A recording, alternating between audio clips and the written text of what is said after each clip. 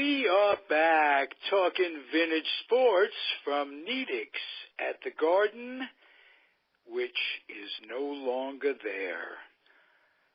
I'm here flying solo as a host today with my memories of, in this case, the New York Rangers.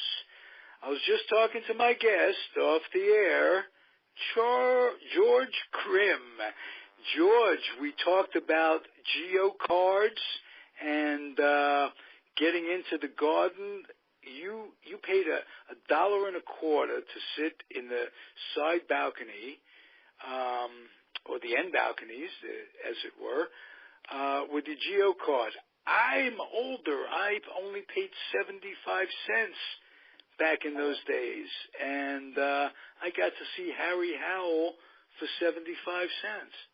Yeah, I saw Harry Howell. George, welcome to the Comfortably Zoned Radio Network. Thank you. Actually, I saw Harry Howell. I was at Harry Howell night back in the 60s. Okay. Boy, they hated Harry. They scream at Harry Howell. Harry at this. He wasn't a strong checker. He was a finesse player, and that didn't go over very well in New York, if I remember correctly. Do you have memories of Harry that way? Oh, yeah. They used to yell, "Hit him with your purse, Harry." Yes, hit him with your purse, Harry. Guys like Alan Stanley out of town, too. And he went on to win numerous cups up with the Leafs. So, yes. Yeah. You know, for those of you who, we're older, so there's a big trade-off. We have our memories. Hockey was real. It was 6 teams: New York, Boston, Montreal, Toronto, Chicago, and Boston. Did I miss somebody? Anyway, 6 teams. The incredible talent, so deep. Each team was except maybe the Rangers, very deep. The Bruins were pretty bad back then, too. Before they got Bobby Orr. Until Bobby Orr came along, and that was pretty much after there were 6 teams. The Bruins were just as bad. What got you to hockey as a kid? Well, talking about those old days, about the 16 league, those are the days where you could probably name every player on every team, right? Right. Now, if somebody asked me to name all 31 teams in the NHL, I have to think about it. I have to get a piece of paper out and I have to think about it because there's just so many teams now. But let alone every player. And when you were a kid, did you go down for autographs? Yes. When my father did you experience hockey players? Now, I'd go down for all sports. Did you experience hockey players as being the warmest, most gentle guys off the ice, obviously, ever? The Eddie Shacks would come in. I'd sit in the lobby of the hotel with Gordie Howe. I'd sit down next to him. He'd ask me how I'm doing in school. I had to lie to him. I didn't want to embarrass myself. I thought I'm doing quite well. Great times, great days, and as bad as they were, it was fun to follow. Do you remember your first game, your first Ranger game? Yeah, my father took me when I was about 8 or 9, and I think it was one of the nights that Jules Villemure subs for Jacques Plante. When Plante was here, and he missed, I think, 5 or 7 games in a row. And one of those games I was at was Jules was playing without the mask. He didn't have the mask on that night. And then, after the game, my father took me downstairs by the ice, showed me where the penalty box was, where the benches were. He really made me feel comfortable in the place, And well, I can trace that that was the 1964-65 season. Yeah. Am I right on that? And I'll tell you how I know. I'm holding a New York Rangers Blue Book from that year, and yes, Jacques Plante was the goalie, and Villemort was the backup. And I'm going to tell you a little story. There was a guy that played on the Rangers named I'm so indebted to him for this, and his name is skips my mind for a second. He was a penalty killer. In any event, I buy this Blue Book, and he's walking into the Garden, and I had an envelope, and it was stamped, and I said, would you do me a favor? If I gave you this Blue Book, if I gave you this, would you have the Rangers sign it? Would you have your teammates sign it? Right. And he takes it from me. He says, "Sure, I'll be glad to." I'm thumbing through the Blue Book. I cannot think of his name. In any event, he has everybody sign it, including Jacques Plante, who had come over from Montreal for the Gumper. And one of the few things I've kept all these many years, we're talking 50, 60 some odd years now, I've had this thing, and it's a treasure. And I go back.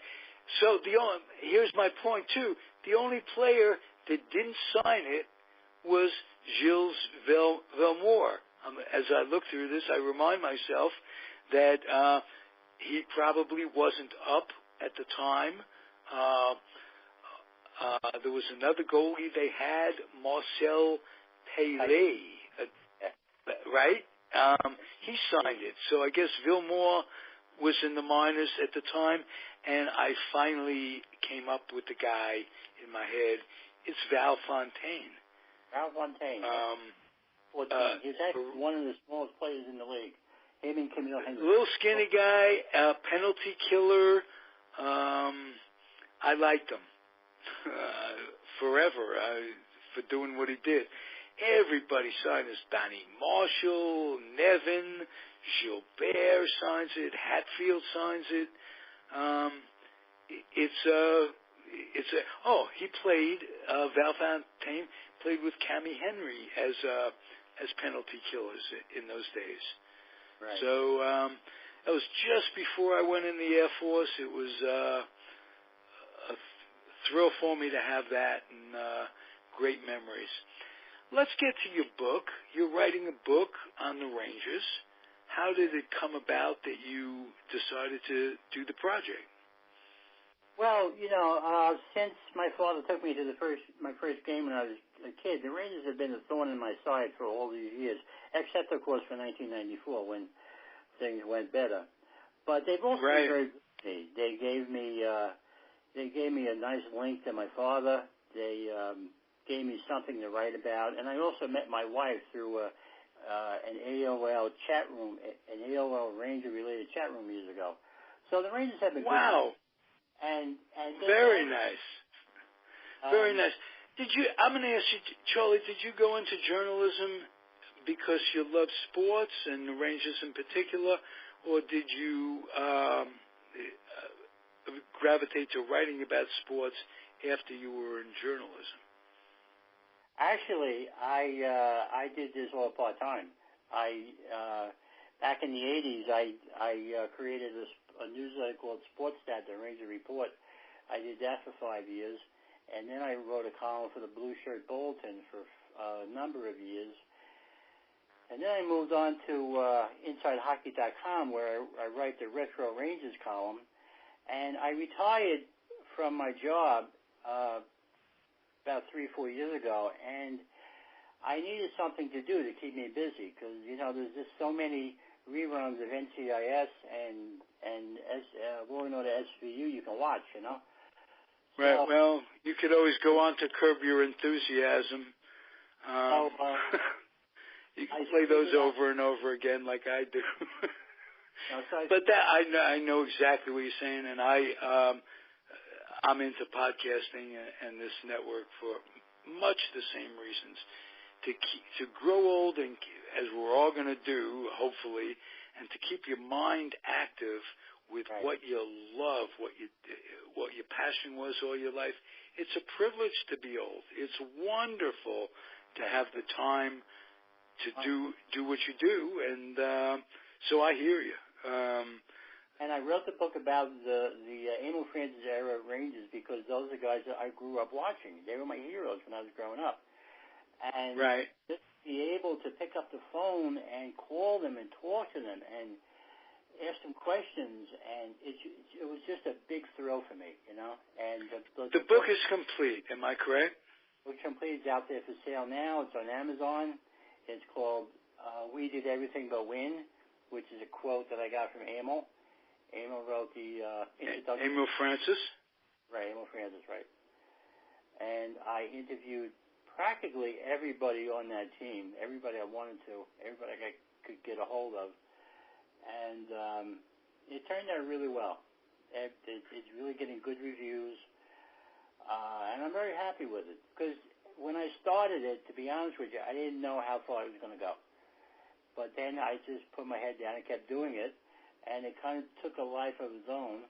And about 2 years later, I was finished, and then I tried to sell it to a publisher. And about 6 or 8 weeks later, after I started, I did sell it, and now it's out there on the bookshelves. Well, did you go to publishers without an agent? Well, see, what I did was I had friends who had been published, and they said, that I should have an agent. So I emailed to a lot of sports publishing agents, and I didn't get any responses.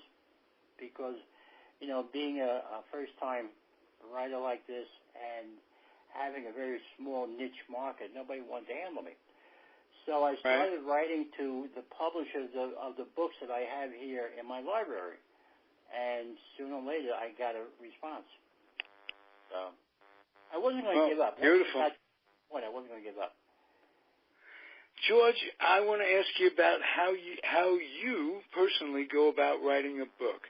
Do you write when the spirit hits you, or do you sit down with yourself, kind of like an appointment with yourself, to write for X number of hours, days, whatever, at a time? Well, that all depends.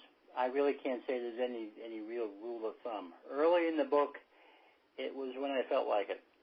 And then later on, when I got about halfway through, I decided, well, I'm never going to finish up this way, so I really got to put my head down and give it 2 or 3 hours a day or more, and that's basically what I did.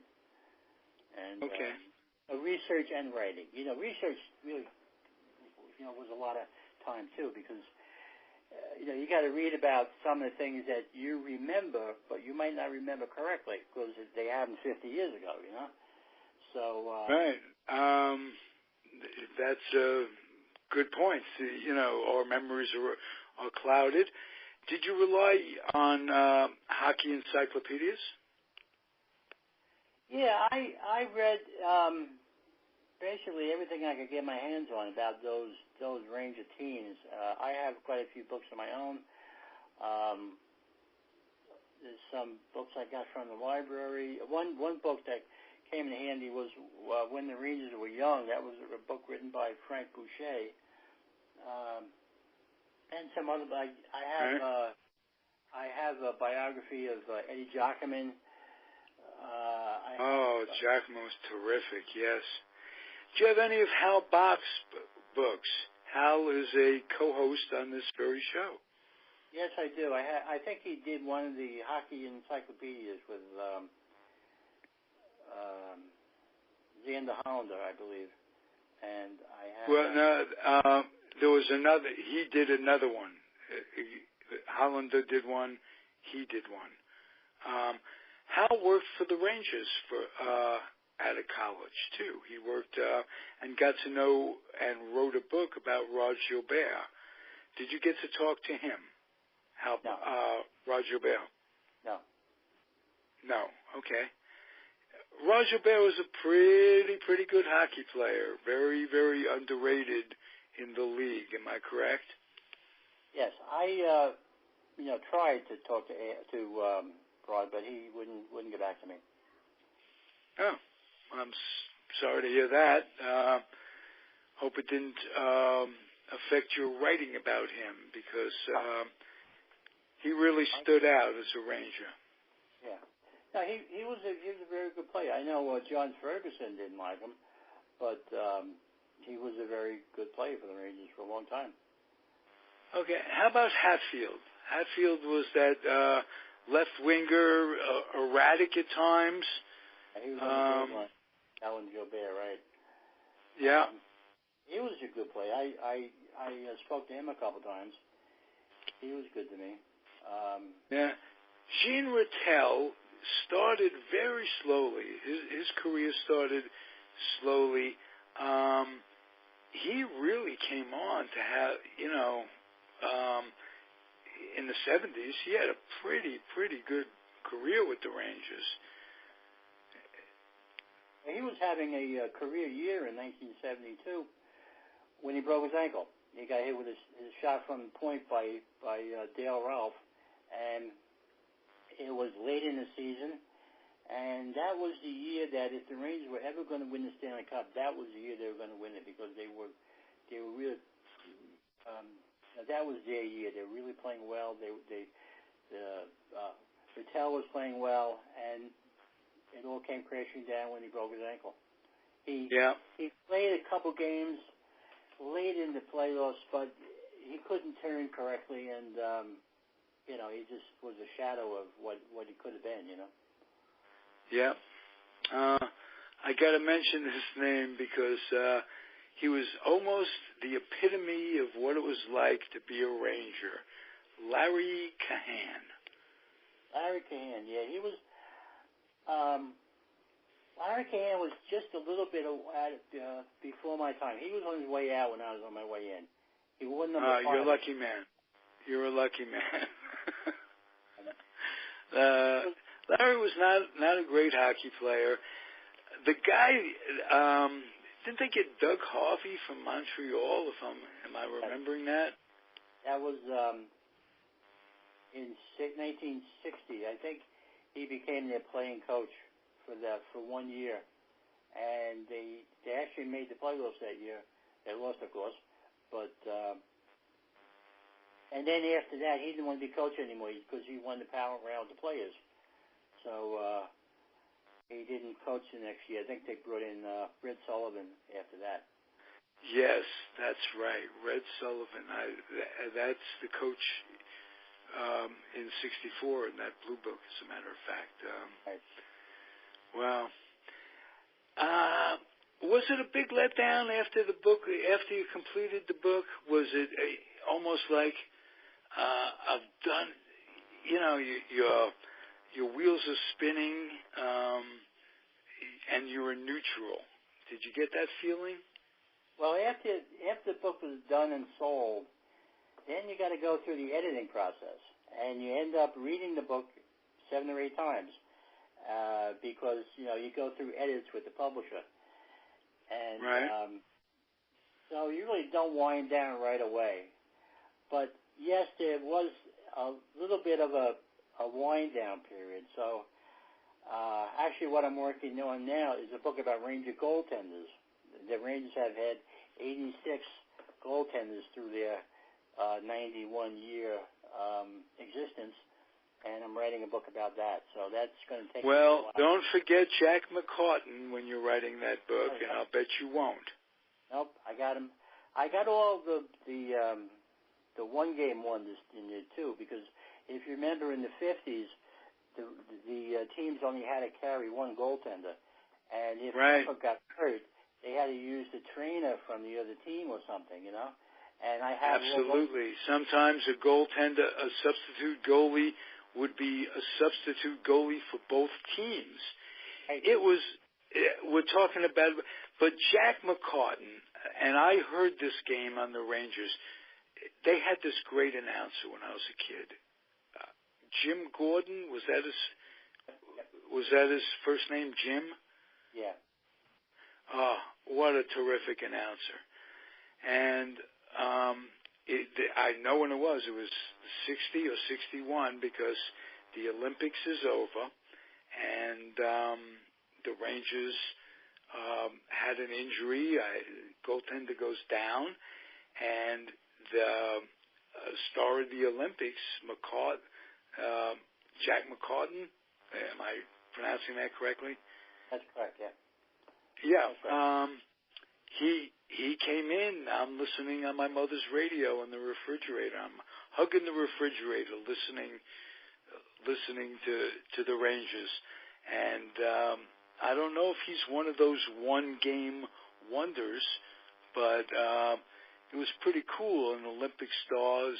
Now the goalie with the Rangers. I'll never forget that.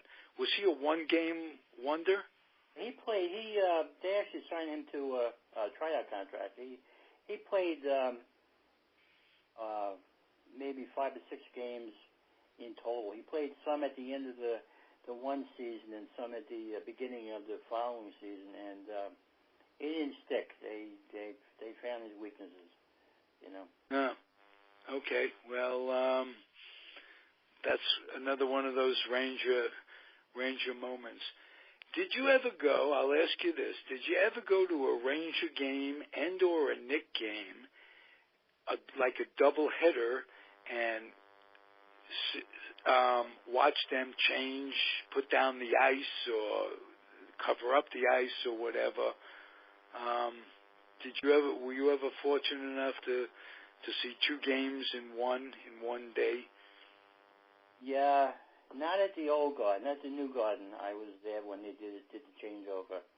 I forget the instance, but I was there at the new garden for that. Yeah, well, this was, for me, it was the old garden, and you had to skirt the security because they wanted, whichever game was first, they wanted everybody gone so they could sell new tickets and what have you. So we kids would run around skirting security and watch them change, and that was pretty cool. I love being a Ranger fan. I love the winter sports in New York because it got you. Long winter gives you something to think about, and what comes to mind for me is before your time as a Ranger fan, Louis Fontanano. Louis, yeah. I actually spoke to him briefly on the phone. He was busy, so he told me to call him back. So, and then something else came up, and I realized I really didn't have to talk to him, so I never called him back. But he was a great big guy who used to wear number 8. He actually broke his back in the Rangers traded him to Montreal, and he was playing the Rangers, and he went to check Vic Hadfield actually, and he missed, or Hadfield flipped him on his back, and he broke his back. He crashed into the end boards, and he broke his back. So, whoa! Hope he wasn't paralyzed. No, he got better that way, but he would never play again. So. Well, I remember when I was a kid, Gordie Howe and Louis Fontanano had an iconic fight. They just beat the crap out of each other. But that's what they call them chippy fights and what have you. And they leave their aggression on the ice. And like I say, they get off the ice, very gentle guys, very to be around, very, very nice human beings for the most part. All the players I spoke to for the book, they were just so nice to me. Just very patient. They gave me time. They were open and honest with their answers. Brad Park, I I spoke to him for like 3 hours over 2 days. I had to call him one morning, and then he had to go, so he said, call me back the next morning. So I called him back then, and we spoke another couple of hours. They were all just very nice to me, and I can't say enough about them. Terrific. I'm glad you had a good experience. Do you have any other sports that you're into over the years, or did you? Was it just hockey? Yankee baseball, Met baseball. Not as much nowadays, but back when I was younger, I was into baseball more. New York Giant football, when they had Y.A. Tittle and Del Schaffner and Homer. Oh, I remember it well. And good years. I hope you'll guest again, and maybe we can talk about other things. There's a whole bunch of controversy going on now with head injuries in hockey. Now, we're talking basically about times when helmets, masks, they were just coming into vogue. A player was proud if he didn't have to wear a helmet because they grandfathered it in, if I'm not mistaken. And a player was proud. And now all these brain injuries, not just hockey, but football, even baseball, a number of players forced to retire because of recurring concussions. The manager of St. Louis, Matheny, was a fine catcher, had to retire. Is hockey doing anything? And I've talked to a number of people on the air as guests. Are they taking care of their own in terms of treating players, former players, and the like? Well, that was one thing I asked the guys that I spoke to, because they all played without helmets, and I asked them about how they feel about the concussions nowadays, and they all said that basically the players nowadays don't respect the other guy like they used to. The other guy was the opponent, but you didn't have to run him through the boards. You didn't have to kill him to get the point to win. Now they just because of all the protection, because of all the helmets, people are just taking liberties. They're hitting high. They're hitting hard. The equipment is harder. They're they're hurting each other, and it's not good for them. Not good for the game. And as far as the players taking care of one another, the players union and the board of safety in the NHL really doesn't do all they could. A lot of times, a guy will get a very light suspension or a tap on the wrist or something that he should have been thrown out for. The NHL is not doing what they could. They could do more. Okay. Hey, I hope you'll come back, as I say, and join us periodically. The guest is George Grimm. He wrote a terrific book on hockey. What's the title of your book? We Did Everything But Win. Okay, and the next book is going to be about New York Rangers goalies.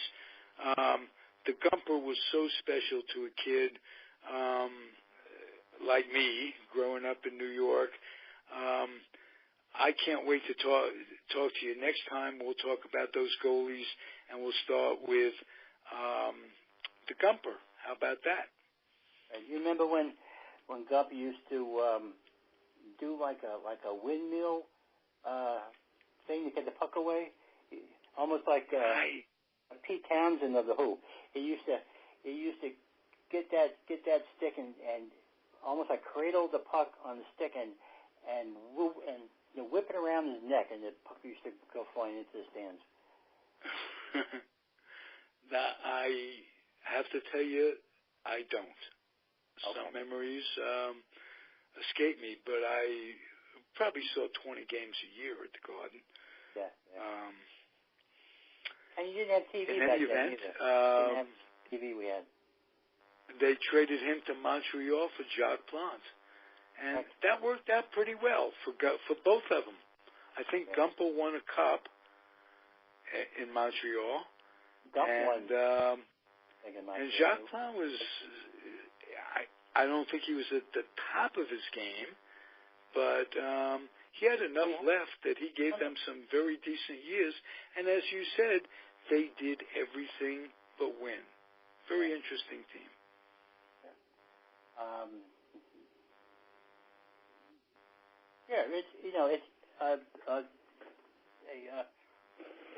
It's a very good book. There's also a chapter in there about the Ranger broadcasters of that era. I've got Win Elliott and Bob Wolf, Jim Gordon, Marv Albert, Sal Messina. I interviewed a couple of them. I couldn't interview all of them, but right. I had the privilege. The late Bob Wolf passed away about a year ago. Yeah. Or even less. I interviewed him on these airwaves shortly before he passed away. He went into his 90s with all of his marbles in a bag with no holes in the bag. I mean, he had it together. Rest in peace, Bob Wolf. I think, if I'm not mistaken, Marty Glickman did some Ranger. Early on, Early on. And same Marty Glickman, who was an Olympian and 1936 Olympics, was forced not to participate. And that's an entirely different story. A whole different story. Yeah. But, we could spend a show or two on that. Yeah. George, thank you very much for being here. And when I think of your name, Grimm, that's two M's. But one of my favorite pitchers with the Yankees was Bob Grimm. So, sports is funny. Names evoke other names. That's right. Be well, my friend. We'll have you back, and those of you out there, this will be attached to some music, perhaps, and put on YouTube. I will send you the link to it, and I'm appreciative. Thank you, George Grimm, and thank you for listening, everybody. Keep on keeping on. Adios. All right.